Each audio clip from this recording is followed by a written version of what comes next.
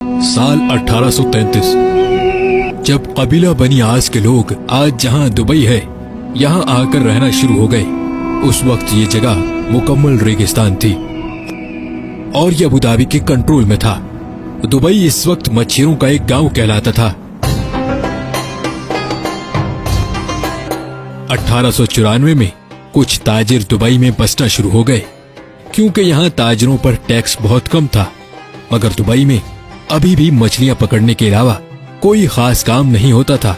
1912 में दुबई की हुक्मरानी शेख सईद बिन मखदूम के पास आ गई और उन्हीं को दुबई का फाउंडर भी समझा जाता है। उस वक्त दुबई में पर्ल इंडस्ट्री यानी मोती ढूंढने का काम उरूज पर था।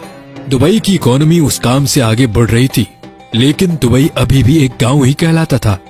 ये 1958 की बात है जब दुबई के हुक्मरान शेख राशिद बिन सईद अल मखदूम बन गए। यही वो इंसान थे जिन्होंने दुबई को एक गांव से एक शहर बना डाला। उन्होंने दुबई क्रीक जहां बहरी जहाज आकर रुकते थे उसको गहरा करवाना शुरू कर दिया। ये जगह बहुत छोटी थी और शेख राशिद बिन सईद जानते थे कि यहाँ बड़े और मॉडर्न बहरी जहाज आकर नहीं रुक सकते। उन्होंने इस प्रोजेक्ट पर बहुत ज्यादा पैसे लगा दिए, इतने पैसे कि ये दुबई की सालाना आमदनी से भी ज्यादा पैसे थे। इसके लिए उन्होंने कर्जा भी ले लिया। ये एक बहुत बड़ा रिस्क था, लेकिन शेख राशिद जानते थे कि इस प्रोजेक्ट से दुबई की इकोनॉमी पर बहुत गहरा असर पड़ेगा और ये प्लान वाकई में कामयाब हो गया। अब दुबई में बड़े साइज के बहरी जहाज भी आकर रुकने लगे। इससे दुबई में गोल्ड मार्केट भी फैलना शुरू हो गई। शेख राशिद अक्सर यूरोप और इंग्लैंड जाते रहते थे और ये वहां पर बनाए गए इंफ्रास्ट्रक्चर से बहुत मुतासिर थे, खास तौर पर लंदन से। उनको लंदन की सड़कें और वहां पर बनी हुई अंडरग्राउंड ट्रेन सिस्टम बहुत मुतासिर करता था। उनके दिल में भी ख्वाहिश थी कि दुबई एक दिन ऐसा ही मॉडर्न शहर बन जाए। शेख राशिद ने दुबई को एक शहर की शक्ल देना शुरू कर दी। साल 1959 में उन्होंने दुबई में एक मॉडर्न एयरपोर्ट भी बनवा दिया।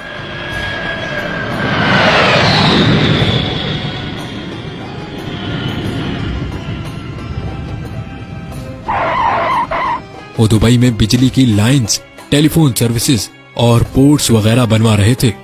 लोग समझते थे कि शेख राशिद पैसे जाया कर रहे हैं और दुबई कभी भी एक मॉडर्न और इंटरनेशनल शहर नहीं बन सकेगा। मगर 1966 में दुबई की किस्मत बदल गई। ये वो साल था जब दुबई में ऑयल डिस्कवर हुआ, लेकिन यहाँ तेल के ज़खायर इतने नहीं थे। शेख राशिद ने बहुत ही अक्लमंदी से इस बात को समझा कि दुबई सिर्फ ऑयल पर डिपेंडेंट नहीं रह सकता। उन्होंने उस वक्त कहा था, मेरे पास एक अच्छी खबर है और एक बुरी खबर। अच्छी खबर तो ये है कि दुबई में ऑयल डिस्कवर हो गया है और बुरी खबर ये है कि ये तेल बहुत थोड़ा है।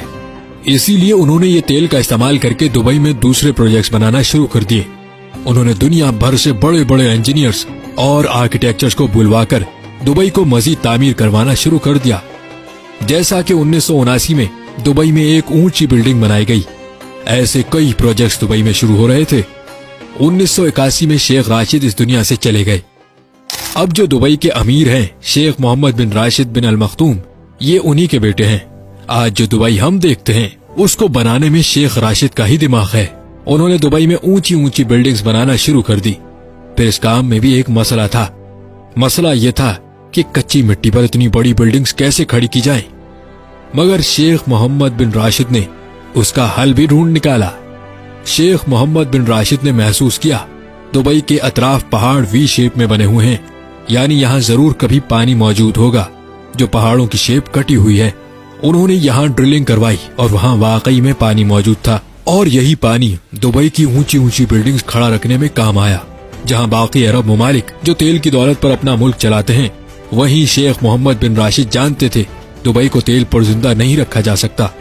आज भी ऑयल दुबई की इकोनॉमी में सिर्फ 1% कंट्रीब्यूट करता है, बाकी 99% पैसा दुबई कारोबारी सरगर्मियों से कमाता है। शेख मोहम्मद बिन राशिद की विजनरी प्लानिंग और अक्लमंदी की ही वजह है कि दुबई इतना अमीर शहर है। उन्होंने दुबई में ऐसी ऐसी चीजें बनाना शुरू कर दी जिनकी वजह से पूरी दुनिया का ध्यान दुबई की तरफ होने लगा, जैसा कि दुनिया की सबसे ऊंची इमारत बुर्ज खलीफा, दुनिया के बड़े बड़े मॉल्स में से एक दुबई मॉल, आलीशान होटल्स और आर्टिफिशियल आइलैंड। दुबई की एयरलाइन एमिरेट्स एयरलाइन, ये दुनिया की बेहतरीन एयरलाइंस में से एक है। ये सारी अट्रैक्शंस थी जो लोगों को दुबई खींच कर लाती रही। दुबई में बहुत से फ्री जोन्स भी हैं, जहां हर किस्म की टैक्स छूट दी जाती है, जो दुनिया के बड़े बड़े बिजनेसमैन की तवज्जो अपनी तरफ खींचती है। ये फ्री जोन्स दुबई की इकोनॉमी का 20% हिस्सा बनते हैं, जहां तकरीबन 1.5 करोड़ के करीब लोग नौकरी करते हैं। दुबई में आज 80% के करीब वो लोग हैं जो बाकी कंट्रीज से दुबई में आकर सेटल्ड हैं।